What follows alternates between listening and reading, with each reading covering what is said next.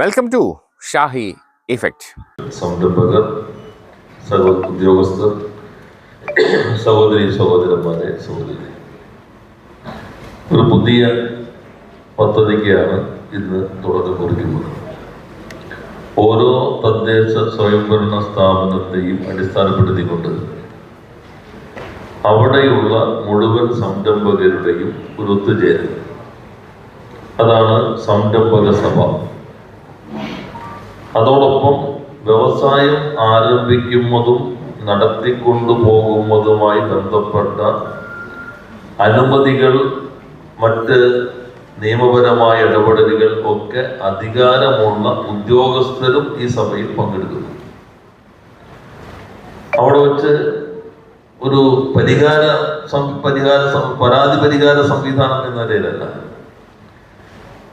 ഈ കാലയളവിൽ സംരംഭക സമൂഹത്തിന്റെ അഭിപ്രായങ്ങൾ ഉൾക്കൊണ്ടുകൊണ്ട് ഒത്തിരിയേറെ മാറ്റങ്ങൾ വരുത്തിയിട്ടുണ്ട്.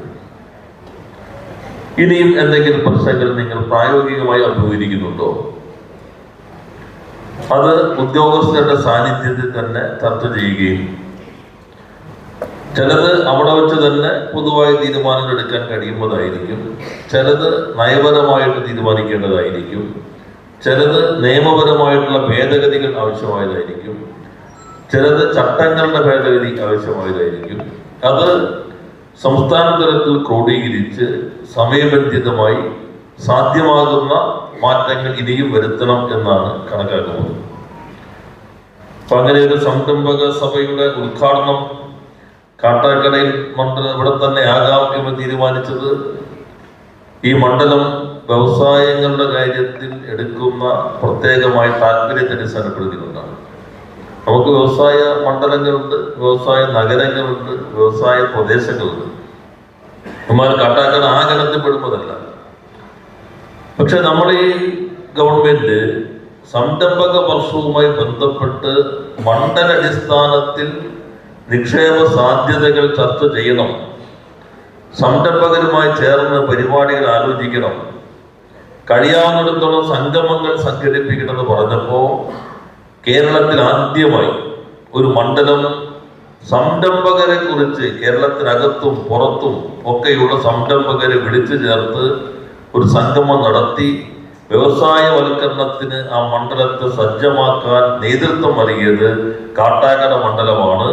അതിന് ജനകീയനായ MLA IB സതീഷിനെ ഞാൻ ഈ സന്ദർഭത്തിൽ പ്രത്യേകം അഭിനന്ദിക്കുകയാണ്. വളരെ ഭാവനയോടുകൂടിയാണ് അദ്ദേഹം പല കാര്യങ്ങളിൽ ഇടപെടുന്നതെന്ന് നിങ്ങൾക്ക് എല്ലാവർക്കും അറിയാം.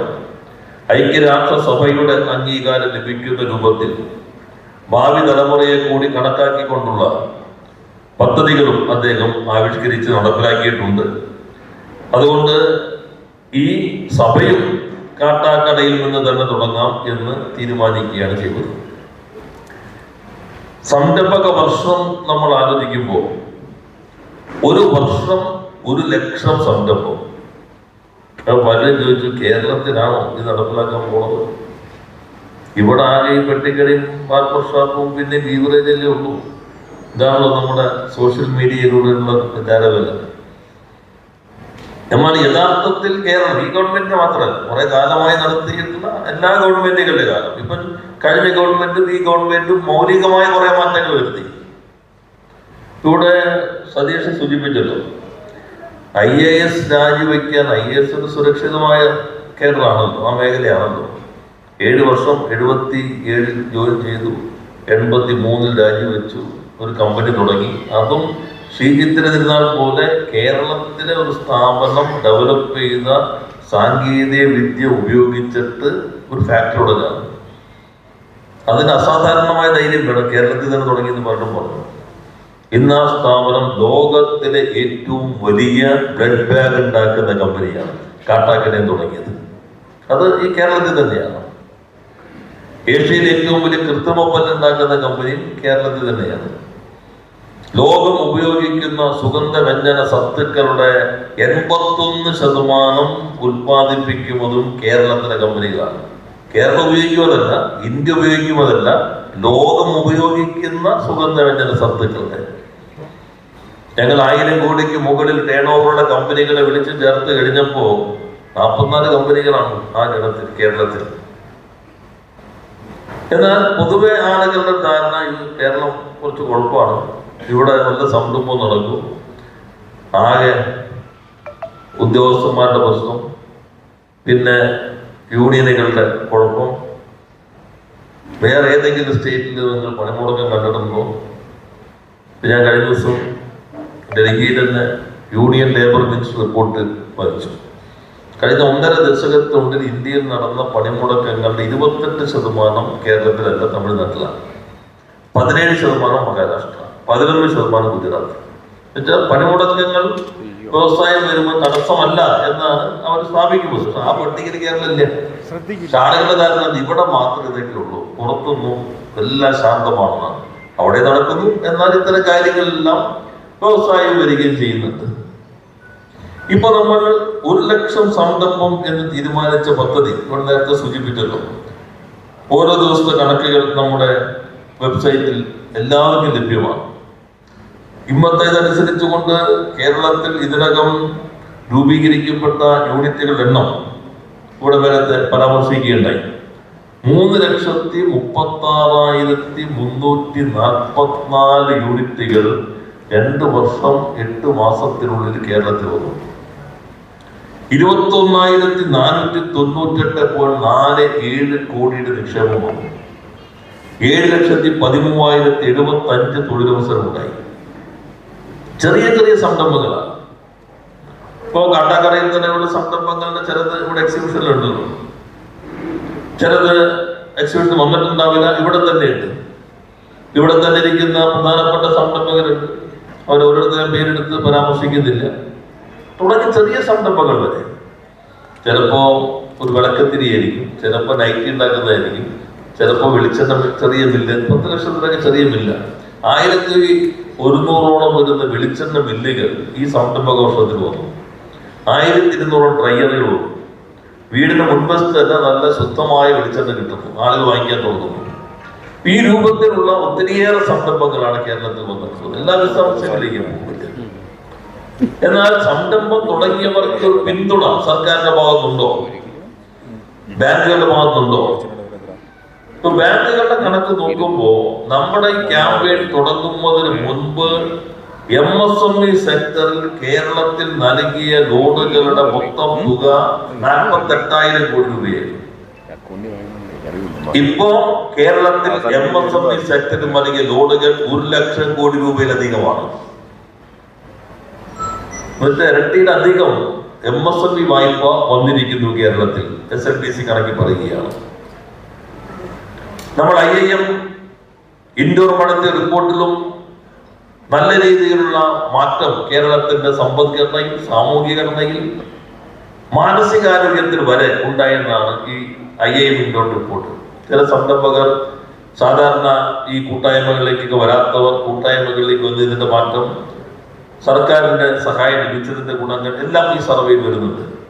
അങ്ങനെ നമ്മുടെ രാജ്യത്തിന്റെ ചരിത്രത്തിൽ ആദ്യമായി American society of public administration novel innovation in public അഡ്മിനിസ്ട്രേഷനായി കേരളത്തിന്റെ ഇയർ ഓഫ് എന്റർപ്രൈസസ് തെരഞ്ഞെടുത്തു എന്നത് ഓരോ മലയാളിക്കും അഭിമാനിക്കാൻ കഴിയാവുന്ന കാര്യമാണ്. ചരിത്രത്തിൽ ആദ്യമായിട്ടാണ് American society of public administration തെരഞ്ഞെടുക്കുന്നത്. അതിനു മുൻപ് പ്രധാനമന്ത്രി ബെസ്റ്റ് പ്രാക്ടീസ് ഇൻ MSME സെക്ടറായി ഈ പദ്ധതി തെരഞ്ഞെടുത്തു. എന്നാൽ തുടങ്ങിയതിന്റെ പല പ്രശ്നങ്ങളുണ്ടാവും.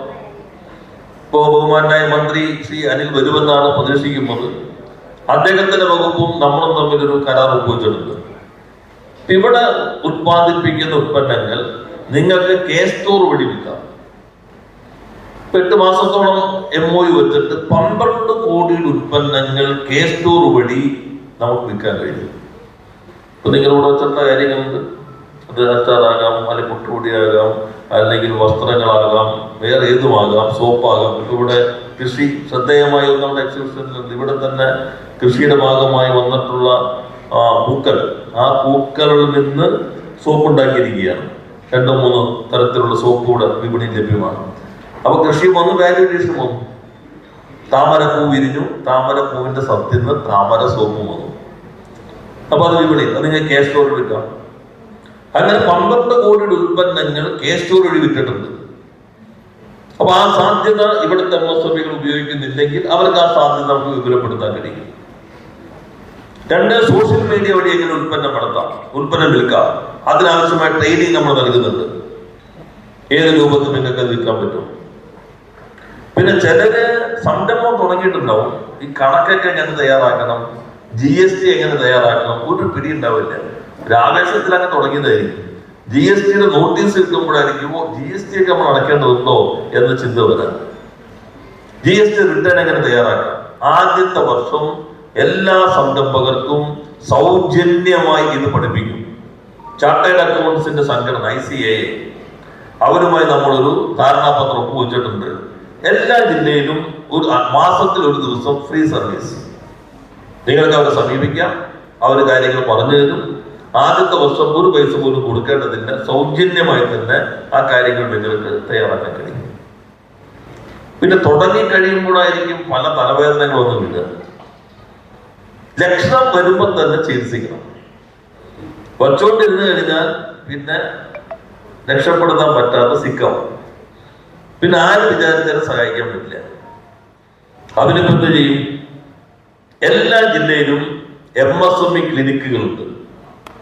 നിങ്ങൾക്ക് മാനേജ്മെന്റിൽ അല്ലെങ്കിൽ ടെക്നോളജിയിൽ മാർക്കറ്റിങ്ങിലൊക്കെ എന്തെങ്കിലും സംശയങ്ങൾ പ്രശ്നങ്ങൾ വന്നാൽ അവിടെ പോയാൽ നിങ്ങൾക്ക് വിദഗ്ധ ഉപദേശം കിട്ടും.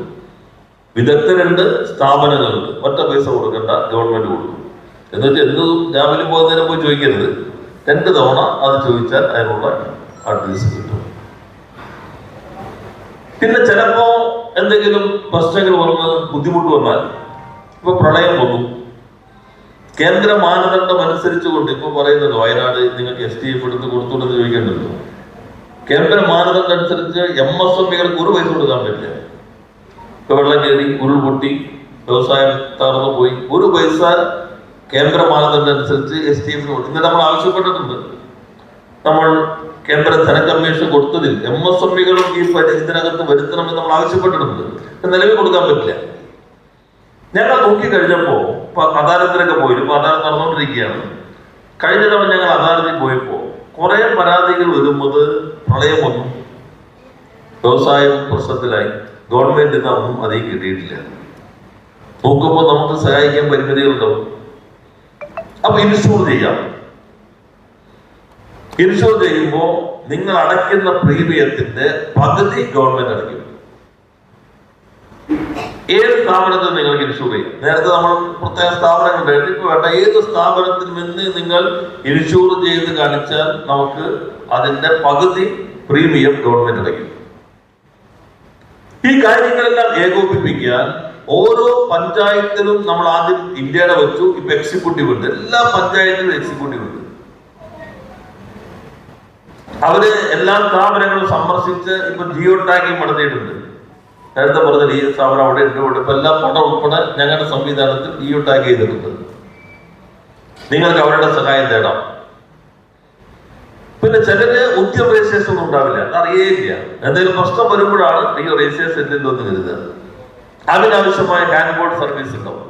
ഇവിടെ ഇപ്പോ അവരുള്ള സംവിധാനം ഏർപ്പെടുത്തിയിട്ടുണ്ടാവും ഇല്ലേ? ഉദ്യമ രജിസ്ട്രേഷൻ ഉണ്ടാവും. ഇവിടെ ഓൺലൈനിൽ തന്നെ നിങ്ങൾക്ക് രജിസ്റ്റർ ചെയ്യാൻ സൗകര്യമുണ്ട്.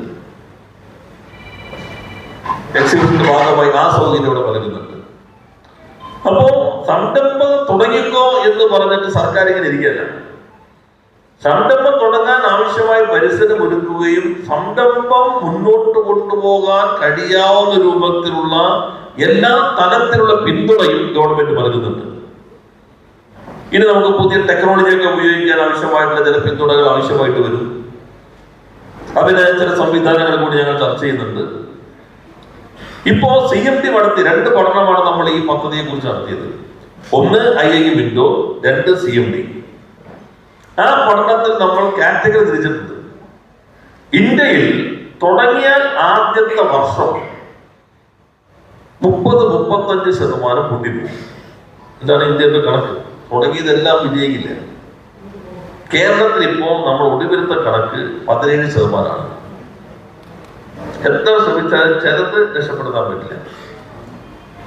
രണ്ടാമത്തെ കാറ്റഗറി സ്ട്രഗിൾ ചെയ്തുകൊണ്ടിരിക്കുകയായിരിക്കും, ഗവൺമെന്റ് ഒന്ന് സഹായിച്ചു കൊടുത്താൽ രക്ഷപ്പെട്ടു പോകും. 3 നല്ല സാധ്യതയുണ്ട്, മുന്നോട്ട് പോകാനുള്ള ഒരു സഹായം നൽകിയാൽ മതി. 4 കുതിച്ചു ചാടാനുള്ള കരുത്തുണ്ട്, നമ്മളൊന്ന് പുഷ് ചെയ്ത് കൊടുത്താൽ, പുഷ് ചെയ്യേണ്ട, ഒപ്പം നിന്ന് ആവശ്യമായി പരിസരത്തിരിക്കാൻ. ഇങ്ങനെ കാറ്റഗറി തിരിക്കുകയാണ് നമ്മൾ. അതിനാവശ്യമായി പിന്തുണ നൽകും പുതിയ സംരംഭങ്ങൾ. നിലവിൽ തുടർന്നുകൊണ്ടിരിക്കുന്ന സംരംഭങ്ങൾ, പഴയത് 3 വർഷമെങ്കിലും കഴിഞ്ഞത്, അങ്ങനെ നമ്മൾ 1000 സംരംഭങ്ങൾ തിരഞ്ഞെടുക്കുകയാണ്. ഈ 1000 സംരംഭങ്ങളെ 100 കോടി ടേൺ ഓവർ, ശരാശരി ടേൺ ഓവർ ഉള്ള സംരംഭങ്ങളാക്കി മാറ്റുന്നു. 70 കോടി 100 കോടി ആക്കാം, ചിലപ്പോൾ 120 കോടി ഉണ്ട്, 150, 160 ആക്കാം. ശരാശരി 100 കോടി, 1000 സ്ഥാപനം എന്ന് വെച്ചാൽ 1,00,000 കോടി ടേൺ ഓവറുള്ള സംരംഭങ്ങൾ. അവര് 260 നമ്മൾ തെരഞ്ഞെടുത്ത് കഴിഞ്ഞു. എല്ലാവർക്കും അറിയാം അവർ കയറോ ഇല്ലെന്നുള്ളത്. അവർക്ക് വായ്പ എടുക്കാൻ പ്രവർത്തന മൂലധനം കൂടുതൽ ഡിമാൻഡ് 50 ലക്ഷം രൂപ ഗവൺമെന്റ് കൊടുക്കും. പുതിയ ടെക്നോളജി 2 കോടി രൂപ ഗവൺമെന്റ് കൊടുക്കും. ഒരു ഉദ്യോഗസ്ഥന് ഓരോ സ്ഥാപനത്തിനും അതിനാവശ്യമായ ഹാൻഡ് ഹോൾഡ് സർവീസ് കൊടുക്കും. ഒരു 3 വർഷം കഴിയുമ്പോൾ കേരളത്തിൽ 1000 സംരംഭങ്ങൾ 1,00,000 കോടി ടേൺ ഓവർ നൽകണം. അത് നമ്മുടെ GST വരുമാനം ഉണ്ടോ? എല്ലാ തരത്തിലും വരുമാനം വർദ്ധിപ്പിക്കാൻ കഴിയും. ഇപ്പോ നിയമസഭ പാസ്സാക്കിയ നിയമം അനുസരിച്ച് 50 കോടി രൂപ വരെയുള്ള നിക്ഷേപമാണെങ്കിൽ ഒരു ലൈസൻസും വേണ്ട, നിങ്ങൾക്ക് തുടങ്ങാം. 3.5 വർഷം വരെ ലൈസൻസ് വേണ്ട. നേരത്തെ അക്രോളജി സർട്ടിഫിക്കറ്റ് ആയിരുന്നു, ഇപ്പൊ പ്രിൻസിപ്പൽ അപ്രൂവൽ കഴിഞ്ഞ നിയമസഭ മാറ്റം വരുത്തി. 3.5 വർഷത്തിനുള്ളിൽ ആവശ്യമായ ലൈസൻസ് എടുത്താൽ മതി. ഈ കഴിഞ്ഞ നിയമസഭ വരെ 3 വർഷം കഴിഞ്ഞ് 6 മാസത്തിനുള്ളിലായിരുന്നു. അപ്പൊ 6 മാസം ഭയങ്കര ടെൻഷൻ ഉണ്ടാവും. ഇപ്പൊ ഒരു വർഷമല്ലേ, തുടങ്ങി സൗകര്യം പോലെ 3.5 വർഷത്തിനെടുത്താൽ മതി. നിയമപ്രകാരമാണെന്ന് തുടങ്ങുന്നതിന് ഉറപ്പുവരുത്തിക്കൊള്ളണം. നിയമവിരുദ്ധമായി തുടങ്ങിയിട്ട് അയ്യോ ഞങ്ങളുടെ ഇത്ര മുടക്കിയില്ലേ, 3 വർഷമായില്ലേ, ഇനി മാറ്റാൻ പാടില്ല എന്ന് പറയാൻ പാടില്ല. നിങ്ങളുടെ ഉറപ്പിൽ സത്യവാങ്മൂലത്തിലായിരിക്കും തുടങ്ങുന്നത്. അതോടൊപ്പം നിങ്ങൾക്ക് പരാതി വല്ലതും ഉണ്ടെങ്കിലോ, പഞ്ചായത്ത് ഇപ്പോ കുറെ മാറ്റം പഞ്ചായത്ത് വരുത്തിയിട്ടുണ്ട്. കേസ് മാറ്റപ്പോ പഞ്ചായത്തിലേക്ക് വരികയാണ്, നല്ല മാറ്റം ഉണ്ടാവും. ഫയർഫോഴ്സ് മേധാവി ഇവിടെ ഉണ്ട്, അദ്ദേഹം വളരെ കാര്യക്ഷമതയോടുകൂടി എല്ലാം ഓൺലൈനിലേക്ക് മാറ്റി കഴിഞ്ഞു. ഇപ്പോൾ ചർച്ച ചെയ്യുമ്പോൾ മുഖ്യമന്ത്രി തന്നെ വിളിച്ച യോഗത്തിൽ ചർച്ച ചെയ്ത കാര്യം ഞങ്ങളിപ്പോ ആശയവിനിമയം നടത്തി. ഒരു സ്ഥാപനം തുടങ്ങി, അപ്പോ ഫയറിന്റെ പ്രശ്നങ്ങളില്ല, മുകളിലേക്കൊന്ന് പണിയണം, അപ്പൊ പുതിയ ചട്ടമായി. അപ്പോഴത്തെ ചട്ടം പാലിക്കണമെങ്കിൽ മൊത്തം പൊളിക്കേണ്ടി വരും. അത് ബുദ്ധിമുട്ടാണ്. അതെങ്ങനെ പരിഹരിക്കാൻ പറ്റും? ഇപ്പൊ നോക്കിക്കൊണ്ടിരിക്കുകയാണ്. അതെല്ലാം ഓൺലൈനിലേക്ക് ആക്കി. പൊല്യൂഷൻ കൺട്രോൾ ബോർഡിന്റെ ചെയർപേഴ്സൺ വന്നിട്ടുണ്ട്, അവരും അത് ഓൺലൈനിലാക്കി മാറ്റാൻ. ഒരു മുമ്പില് സീറ്റ് പൊല്യൂഷൻ പ്രധാനപ്പെട്ടതാണ്, മുമ്പിലേക്ക് എന്ന് പറയുന്നതാണ്. അപ്പോ അവരുടെ അനുമതി, അതും അവർ പരമാവധി ഓൺലൈനിൽ ടൈം ഉണ്ടാക്കാനായിട്ട് അവർ ശ്രമിക്കുന്നുണ്ട്. അപ്പോ എല്ലാ വകുപ്പുകളുടെ ഏകോപനമാണ്. ബ്യൂറോ ഓഫ് എന്റർപ്രൈസസിൽ നമുക്ക് അമേരിക്കൻ സൊസൈറ്റിയുടെ അംഗീകാരം കിട്ടിയെന്ന് പറഞ്ഞാൽ വ്യവസായ വകുപ്പിന്റെ മാത്രം അംഗീകാരമല്ല. അല്ലെങ്കിൽ നമ്മൾ തുടങ്ങുമ്പോ വ്യവസായത്തിന്റെ കാര്യത്തിൽ ഈസ് ഓഫ് ഡൂയിങ് ബിസിനസ്സിൽ കേരളം 28ആയിരുന്നു. നമ്മുടെ പുറകിൽ ആരും ഉണ്ടായില്ല. ഇപ്പോ നമ്മുടെ മുൻപിൽ ആരുമില്ല, കേരളം 1ാമതായി. അതെല്ലാവരും ചേർന്നിട്ടാണ്. ഞങ്ങൾ അതിനാവശ്യമായ ഏകോപനം നടത്തുന്നു. പഞ്ചായത്ത് വേണം, പൊല്യൂഷൻ കൺട്രോൾ ബോർഡ് വേണം, ഫയർഫോഴ്സ് വേണം, KSEB വേണം, എല്ലാവരും വേണം. അപ്പൊ അതിനാവശ്യമായിട്ട് പരിസരമാണ് ഇവിടെ എടുക്കുന്നത്. ഇത് ഫെബ്രുവരി 21, 22 നമ്മുടെ ഇൻവെസ്റ്റ് കേരള ഗ്ലോബൽ സമ്മിറ്റ് ആണ്. അതിന് മുന്നോടിയായി ഇപ്പൊ 41 പരിപാടികളിൽ മഹാഭൂരിപക്ഷം നടത്തി കഴിഞ്ഞു. കോൺക്ലേവുകൾ, റൗണ്ട് ടേബിളുകൾ, സെക്ടർ വൈസ് മീറ്റിംഗ്, പിന്നെ 1000 കോടിക്ക് മുകളിൽ ടേൺ ഓവറുള്ള ഒരു മീറ്റിംഗ്, 500-100 കോടിക്കും ഇടയിൽ ടേൺ ഓവറുള്ള ഒരു മീറ്റിംഗ്, 100 കോടിക്കും 500 കോടിക്ക് ഇടയിൽ ടേൺ ഓവറുള്ള ഒരു മീറ്റിംഗ്. ഇതുകൂടാതെ നമ്മുടെ സ്പേസിന്റെ meeting, AI meeting, robotics, waste management, tourism, hi tech farming, Ayurveda, logistic, maritime, എല്ലാ മീറ്റിങ്ങുകൾ അതാത് ഞങ്ങളെല്ലാം പങ്കെടുത്ത് നടത്തുകയാണ്. ചെന്നൈ റോഡ് ഷോ കഴിഞ്ഞു, ബാംഗ്ലൂർ കഴിഞ്ഞു, മുംബൈ കഴിഞ്ഞു, ഡൽഹി കഴിഞ്ഞു. കേരളത്തിന്റെ ചരിത്രത്തിൽ ആദ്യമായി ഡിപ്ലോമാറ്റ്സ് കോൺക്ലേവ് നടത്തിയപ്പോൾ 36 ഡിപ്ലോമാറ്റുകൾ പങ്കെടുത്തു ഡൽഹി മുഖ്യമന്ത്രിയുടെ നേതൃത്വത്തിൽ. 36 നയതന്ത്ര പ്രതിനിധികൾ കേരളത്തിന്റെ ഈ പരിപാടി ഡൽഹിയിൽ പങ്കെടുത്തു. പിന്നെ നമ്മൾ ജനുവരി 13-14 ദുബായിൽ റോഡ് ഷോ നടത്താൻ പോവുകയാണ്. അത് കഴിഞ്ഞാൽ ഫെബ്രുവരിയിൽ നമ്മുടെ സബ്മിറ്റ്. നമ്മുടെ അധ്യക്ഷൻ സ്വാഗത പ്രാസംഗം ചൂണ്ടിക്കാട്ടി വിഴിഞ്ഞം കോൺക്ലേവ് 2 ദിവസം ഇതിന് മുന്നോടി ഇവിടെ നടത്തുകയാണ്. ഈ 21-22 മുന്നോടിയായി വിഴിഞ്ഞത്തിന്റെ സാധ്യത വ്യവസായത്തിൽ എത്രമാത്രമുണ്ട്, ലോജിസ്റ്റിക്, മാരിടൈം നിക്ഷേപകരെ കൊണ്ടുവരികയാണ്. റിംഗ് റോഡിനോട് ചേർന്ന് നമ്മൾ സ്ഥലം അതിനുവേണ്ടി പ്രത്യേകം കാണിക്കുക. ലാൻഡ് പൂളിംഗ് കൊണ്ട് മറ്റു രീതിയിൽ നോക്കുന്നുണ്ട്. വിഴിഞ്ഞവിടെ പറഞ്ഞല്ലോ ഏറ്റവും നാച്ചുറൽ ഡെപ്ത് ഉള്ളതാണ്. മറ്റ് ബോട്ടിനേക്കാൾ 8-10 ദിവസം ലാഭിക്കാൻ പറ്റും ഇവിടെ നിന്ന് ഓപ്പറേഷൻ നടത്തുക. ലോകത്തിന്റെ പല ഭാഗത്തു നിന്ന് അസംസ്കൃത വസ്തുക്കൾ വിഴിഞ്ഞത്തേക്ക് വരുന്നു. വിഴിഞ്ഞത്ത് മാനുഫാക്ചറിംഗ് സോൺ ഇത് അസംബിൾ ചെയ്യുന്നു. ഉൽപ്പന്നം വീണ്ടും കപ്പലിലേക്ക് പോകും. ലോകത്തിന്റെ പല ഭാഗത്തേക്കും പോകും. നല്ല മാറ്റമുണ്ടോ? ഗ്രാമനഗര വ്യത്യാസം കേരളത്തിലില്ല. കേരളം മൊത്തത്തിലുള്ള നഗരമാണ്. ഒരുപക്ഷെ ലോകത്തിലെ ഏറ്റവും വലിയ നഗരമാണ് കേരളം. ഏത് നഗരത്തേക്കാളും വലുതാണ് കേരളം. ഒന്നിച്ചെടുത്താൽ ലോകത്തിലെ ഏറ്റവും വലിയ നഗര ഗ്രാമ വ്യത്യാസമില്ല. അപ്പൊ സോഹോ കോർപ്പറേഷൻ കണ്ടെത്തിയത് കൊല്ലത്തൊരു വില്ലേജാണ്. ഇറ്റാലിയൻ കമ്പനി കണ്ടെത്തിയത് അവരുടെ വ്യവസായം നടത്താൻ എറണാകുളം ജില്ലയിൽ വില്ലേജ് ഗ്രാമമാണ്, കൊച്ചി സിറ്റി അല്ല. ഞാൻ ചേലക്കര തെരഞ്ഞെടുപ്പ് പോയപ്പോൾ അവിടുത്തെ കമ്പനി നിന്നാണ് ഫ്രാൻസിലേക്ക് കയറ്റുമതി ചെയ്യുന്നത്. കേരളം മൊത്തത്തിൽ നമുക്കൊരു സിറ്റി പോലെയാണ്. വലിയ സാധ്യതകളുണ്ട്. ആ സാധ്യതകളാകെ ഉപയോഗപ്പെടുത്താനാണ് സർക്കാർ ശ്രമിക്കുന്നത്.